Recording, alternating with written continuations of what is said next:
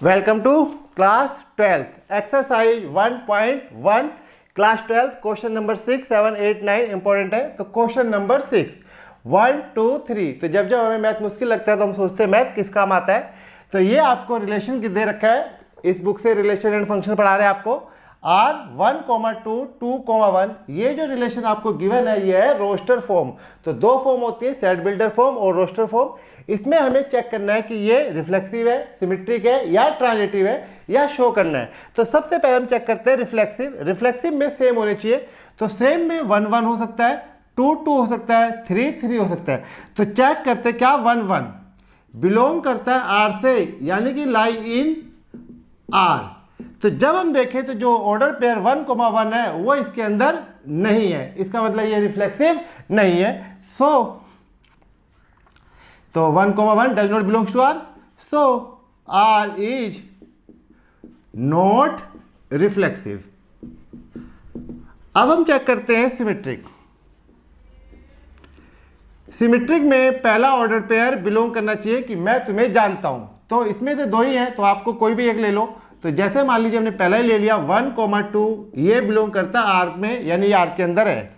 Then अब आप उल्टा करके देखेंगे 2,1 ये भी बिलोंग करता है आर से। तो 1,2 रोस्टर फॉर्म में है, तो 2,1 उल्टा करके देखिए कि मैं तुम्हें जानता हूं, तो क्या तुम मुझे जानते हो? 2,1 बिलोंग्स टू आर, यस। तो इसका मतलब ये हो गया सो आर इज सिमेट्रिक। तो ये प्रूफ हो गया कि ये सिमेट्रिक है। कैसे प्रूफ हुआ? ऐसे प्रूफ हुआ कि 1,2 भी लाई करता है, तो उल्टा करने पे 2,1 भी लाई करता है। अब हम चेक करते हैं ट्रांजिटिव। हमें शो करना है कि ये ट्रांजिटिव नहीं है। तो ट्रांजिटिव में दो ऑर्डर पे लेके चलते हैं, ए बी को जानता है, बी सी को जानता है। चेक करना क्या ए सी को जानता है। तो इफ दो ऑर्डर इसमें दे ही दो रखे, तो इफ 1,2 ये बिलोंग करता है आर से, एंड ध्यान रहे जहां पे खत्म होता है वहां से शुरू करना है, 2,1 दूसरा ऑर्डर पेयर ये बिलोंग करता है आर से। तो एक तरीके से 1, 2 को जानता है, 2, 1 को जानता है। अब आपको चेक करना है देन क्या 1,1 आर को जानता है, आर के अंदर है। तो हम देखते हैं कि 1,1 इसके अंदर नहीं है। अगर 1,1 इसके अंदर हो जाता तो ये क्या हो जाता? ट्रांजिटिव। तो बोर्ड ने क्वेश्चन पूछा था कि इसके अंदर कौन सा ऑर्डर पेयर पुट करें ताकि ये इसमें क्या बन जाए? ट्रांजिटिव बन जाए। तो 1,1 does not belongs to R, so R is not transitive. तो ये जो रिलेशन है ये आपका ट्रांजिटिव नहीं है। तो ये आसान क्वेश्चन था, बोर्ड में 2-3 बार 2-2 नंबर में आ चुका है। अब हम करने जा रहे हैं क्वेश्चन नंबर 7। तो इसमें आपको शो करना है कि एक सेट जो है all books in A library.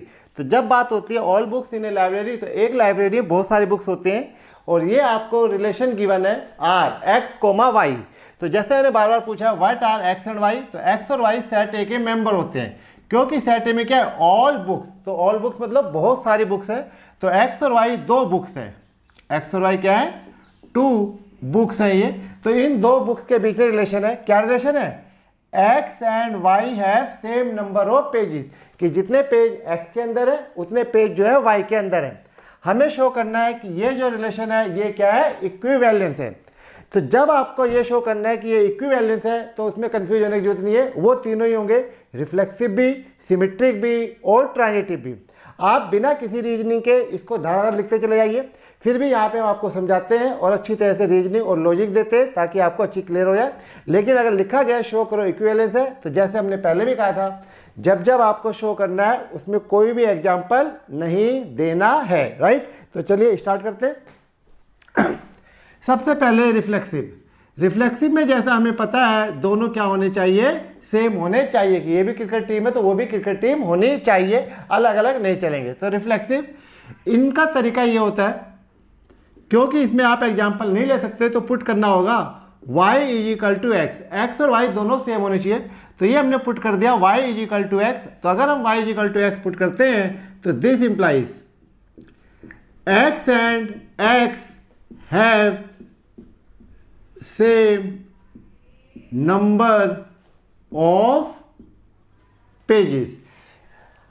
X and X have same number of pages, क्योंकि ये इक्विवेलेंस है तो ये रिफ्लेक्सिव भी होगा, सिमेट्रिक भी होगा, ट्रांजिटिव भी होगा। आपको ये नहीं समझ में आता आप डायरेक्ट ऐसे लिख सकते हो। बाकी ये बात आपको पहले बताई थी, ये एनसीईआरटी की बुक है, इसको हमने एक्स कहा। तो क्लास में अगर 40 बच्चे हैं तो 40 इस तरीके से एनसीईआरटी की बुक होगी, तो वो 40 की 40 बुक क्या कहलाएगी, एक्स। तो ये अगर एक्स है तो ये भी जो है एक्स पॉसिबल है, यानी ये दूसरे स्टूडेंट्स के पास है, तो 2 एक्स जो है पॉसिबल होते हैं। तो x and X have same number of pages, जिसने इस एनसीईआरटी में उसने दूसरे इसी एनसीईआरटी में होंगे, तो ये ट्रू हो गया। तो this implies X comma X belong करता है आर से, सो आर इज रिफ्लेक्सिव। तो कभी आपको ट्यूशन पढ़ाना है तो उसके लिए मैंने आपको रीजनिंग दे दिया, बाकी बोर्ड में आते हैं तो आप डायरेक्ट लिखते हुए चले जाइए।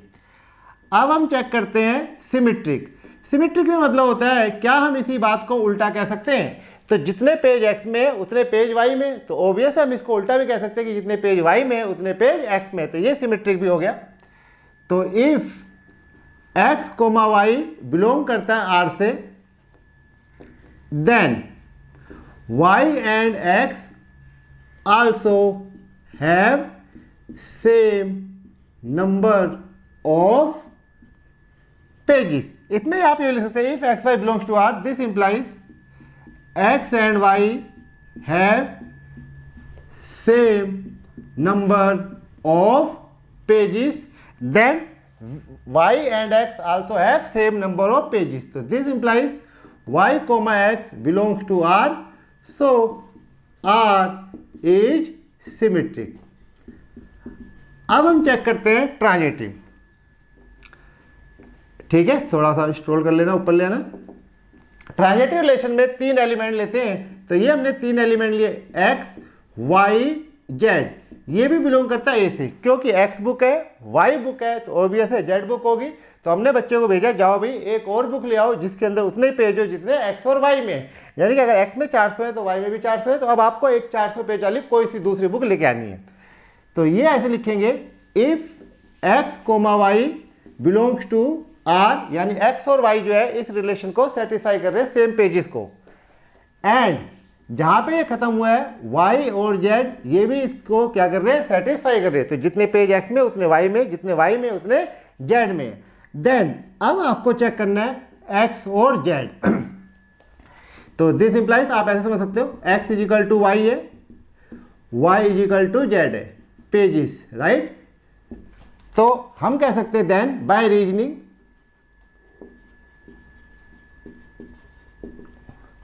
कि x equal to y equal to z, यानी number of pages in x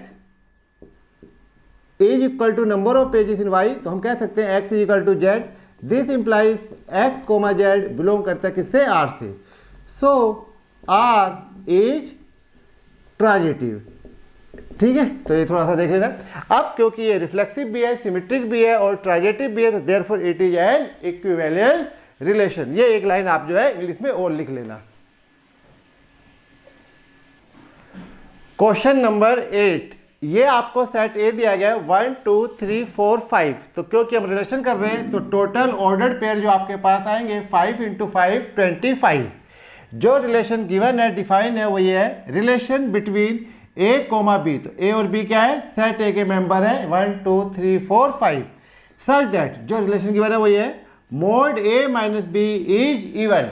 आपको शो करना है कि ये इक्विवेलेंस रिलेशन है। तो जैसे मैंने कहा जब आपको शो करना है कि ये इक्विवेलेंस है या शो करना है रिफ्लेक्सिव है, तो डू नॉट गिव एग्जाम्पल्स। इन सभी में आपको एग्जाम्पल्स नहीं देने, ये थ्योरी से करने इस तरीके से। तो सबसे पहले ये हमारे पास है रिफ्लेक्सिव, राइट। रिफ्लेक्सिव में जैसे हमने आपको कहा कि पुट करना होता है b इज इक्वल टू ए, बाद वाले को b को a पुट करना होता है ताकि दोनों सेम हो जाए। तो दिस इंप्लाइज, तो यहाँ भी b की जगह a, यहाँ भी b की जगह a, तो a माइनस ए क्या हो गया 0, और ये हमने आपको पहले लिखवा रखा है 0 इज इवन नंबर। तो इसका मतलब ये हो गया कि ये कोमा a इस रिलेशन को सेटिस्फाई करता है, a कोमा a लाई करेगा r के अंदर, यानी कि इसके अंदर। सो R इज रिफ्लेक्सिव। अब हमें चेक करना है सिमेट्रिक। क्योंकि ये इक्विवेलेंस है तो सब कुछ ट्रू आएगा, आपको ज़्यादा दिमाग लगाने की जरूरत नहीं है। तो पहला ऑर्डर पेयर लेके चलना है, वो यहीं से मिलेगा। if ordered pair AB belongs to R, this implies mod A minus B is even. True? Then ये चेक नहीं करना होता, ये ऐसे ही लिख देना होता है. देन B कोमा A, अगर हम B कोमा A करेंगे तो mode B minus A is also even. अगर ये चीज एग्जाम्पल से होती तो 1,3 होता तो ये 2 आता, फिर 3,1 होता तो ये ट्रू आता. अब यहाँ पे कई बार आप डिसाइड नहीं कर पाते तो मन में एग्जाम्पल ले लिया करो, बाकी ये इक्विवेलेंस है तो ये होगा ही होगा, तो डायरेक्ट ही लिख दो. So this implies B comma A belongs to R. यही प्रूव करना था कि A भी बिलोंग करता है तो B A भी बिलोंग करता है. सो R इज सिमेट्रिक, राइट. अब ट्रांजिटिव जो है मैं इसको मिटा के करता हूं या यही कर दूं. चलिए यही कर देते हैं. ट्रांजिटिव में जैसा हमने कहा कि 3 एलिमेंट चाहिए होते हैं, तो लेट A B तो सभी बच्चों को दिखाई दे रहे होते हैं, C नहीं. तो C हमने एक नया मेंबर ले लिया जो बिलोंग करता है सेट A से. तो अब if ordered pair A B, एक तो वहीं से आया था जो क्वेश्चन में दिया गया होता है, तो इसका मतलब ये हो गया mode A minus B is even. And लिखना होता है B कोमा C, जहां पे खत्म हुआ है वहां से शुरू करोगे. C तीसरा मेंबर आ गया जो इस कंडीशन को सेटिस्फाई करे, बिना सेटिस्फाई वाला नहीं लेंगे, इज इवन. देन अब जो आपको चेक करना था वो चेक करना है A कोमा C. तो अगर हम A कोमा C चेक करते हैं तो ये आता है mode A minus C, right. ये आ गया. अगर ये एग्जाम्पल होता तो झटपट हमें पता लग जाता कि ये जो है वो ट्रांजिटिव है नहीं है. अब ये एग्जाम्पल नहीं है तो ये नहीं पता लगता. तो इसको करना कैसे है, तो इसके लिए थोड़े से स्टेप आप याद कर लेना. ये B है और ये B है, जो इन दोनों में कॉमन होता है वो इसमें ऐड करना होता है. तो ये A माइनस C एक बार माइनस B कर दिया, एक बार प्लस B कर दिया. इस तरीके से जोड़ा बना लो A माइनस B का प्लस B माइनस C का. अब क्योंकि A माइनस B इवन है, B माइनस C इवन है, तो ये हम जानते हैं कि दो इवन नंबर इवन बनाते हैं. तो ये हो गया 2K. K बिलोंग करेगा नेचुरल नंबर से विच इज इवन. अब क्योंकि ये इवन हो गया सो ये इंप्लाइज हो गया A comma C belongs to R, hence R is transitive. इस तरीके से हमने प्रूफ कर दिया कि रिफ्लेक्सिव भी है, सिमेट्रिक भी और ट्रांजिटिव भी है. तो थोड़ी सी इंग्लिश लिख देना. सिंस R इज रिफ्लेक्सिव,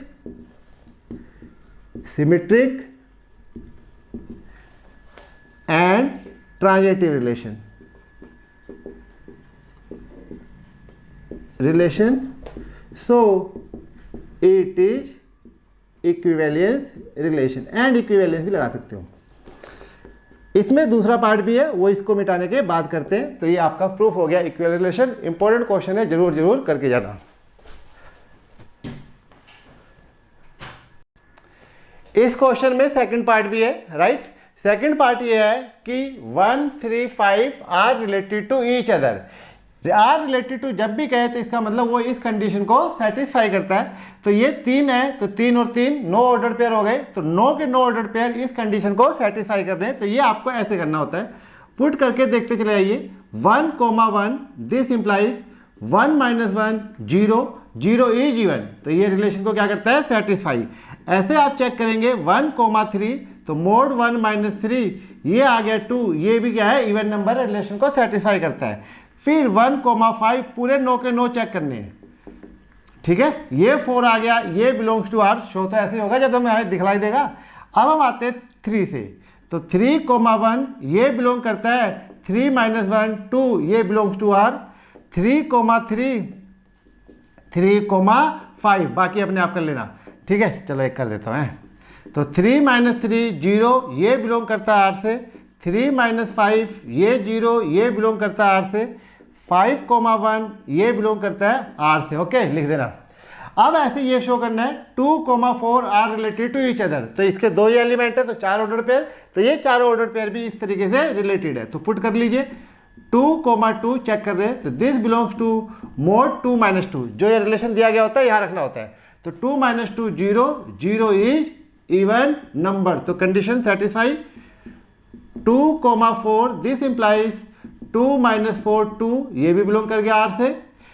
आगे 4 पे आइए, 4 comma 2, this implies 4 minus 2 is equal to 2, ये भी बिलोंग कर गया। एंड लास्ट वन 4 कोमा 4, ये इंप्लाइज करता है 4 minus 4 0 belongs to R. But ये एक और पार्ट दे दिया, इस सेट का कोई भी एलिमेंट इस सेट से बिलोंग नहीं करता है, यानी कि 1 2 को नहीं जानता, 1 4 को नहीं जानता, 3 2 को नहीं जानता, 3 4 को नहीं जानता। तो अब आपको क्या करना है, पुट करना है एक एलिमेंट इसका और एक इसका, उल्टा नहीं करेंगे इसको, ठीक है।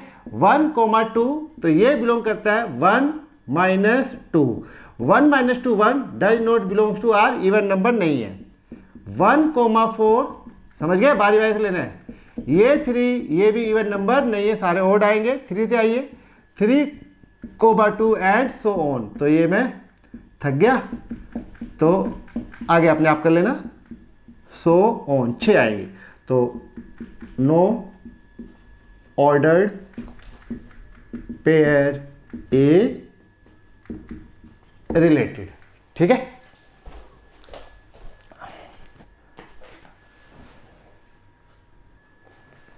क्वेश्चन नंबर 9, इसमें आपको 2 पार्ट दिए गए हैं, ठीक है। तो ए पार्ट और बी पार्ट, तो पहले ए फिर बी करते हैं। तो इंपॉर्टेंट है 9, let a is equal to x belongs to z. तो a is a set, z मतलब इंटीजर, और वो एक्स बिलोंग करता है 0 से 12 के बीच में। तो अगर 0 नहीं होता 1 होता तो ये नेचुरल नंबर हो जाता। तो इस तरीके से ए दैट इज सेट ए बन गया 0 1 2 3 अप टू 12 तक। तो ये 13 हो गए।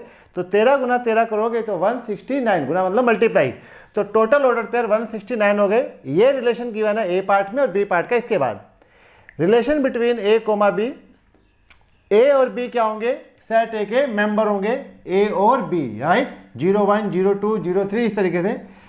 Mode a minus b is a multiple of 4। तो ये जो 169 ऑर्डर पेयर बनेंगे, इसमें से आपको वो डिस्कस करने हैं जो आपस में 4 का मल्टीपल बना रहे हो, जैसे अभी इवन नंबर बना रहे थे। शो करना ये इक्विवेलेंस है। तो क्योंकि ये शो करना इक्विवेलेंस है, तो ये रिफ्लेक्सिव भी है, सिमेट्रिक भी है और ट्रांजिटिव भी है। तो सबसे पहले रिफ्लेक्सिव चेक करते हैं।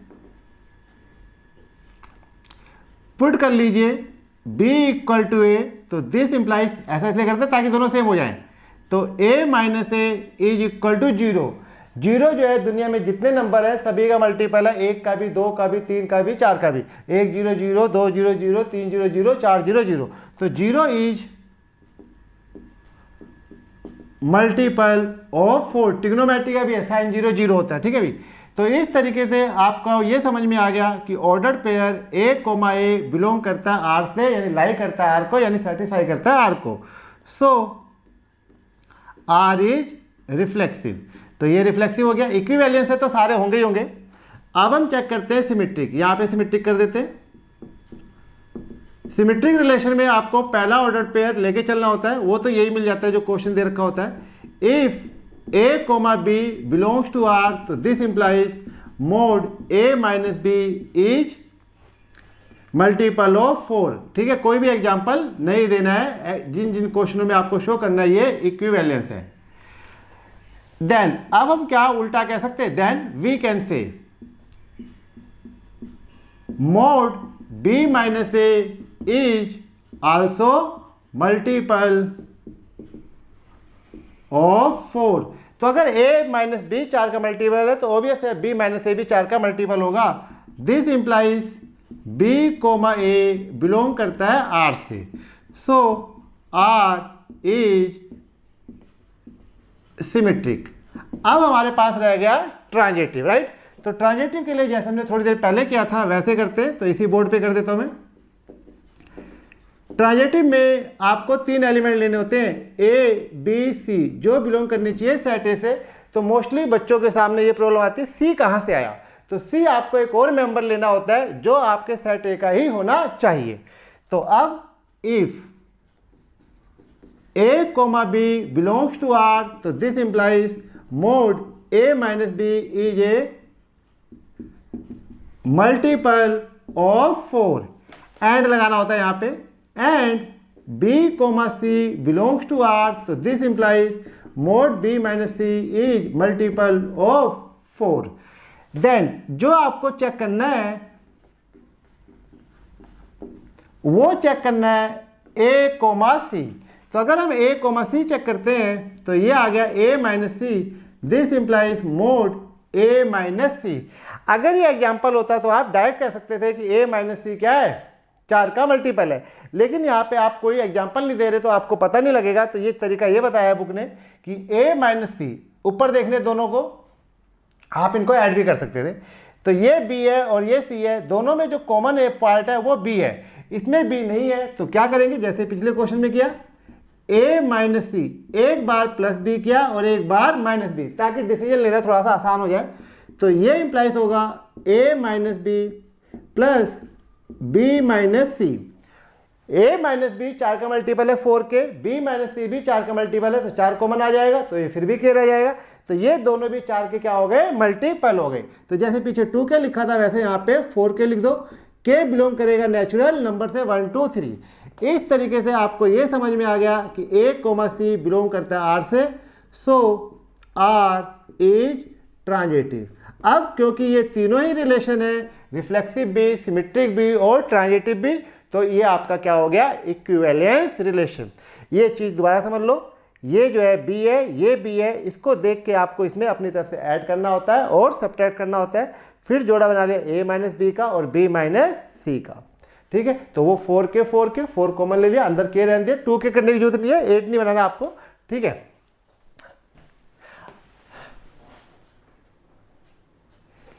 एक चीज इन्होंने और पूछी है, उसको मैंने लिख दिया second part, find set of, set निकालना आपको, ऑल एलिमेंट्स, उन सभी एलिमेंट का सेट निकालिए रिलेटेड टू 1, जिसका रिलेशन किससे हो, 1 से, इन ईच केस, यानी ए पार्ट और बी पार्ट। यहीं से एक वर्ड आ जाएगा इक्विवेलेंस क्लास।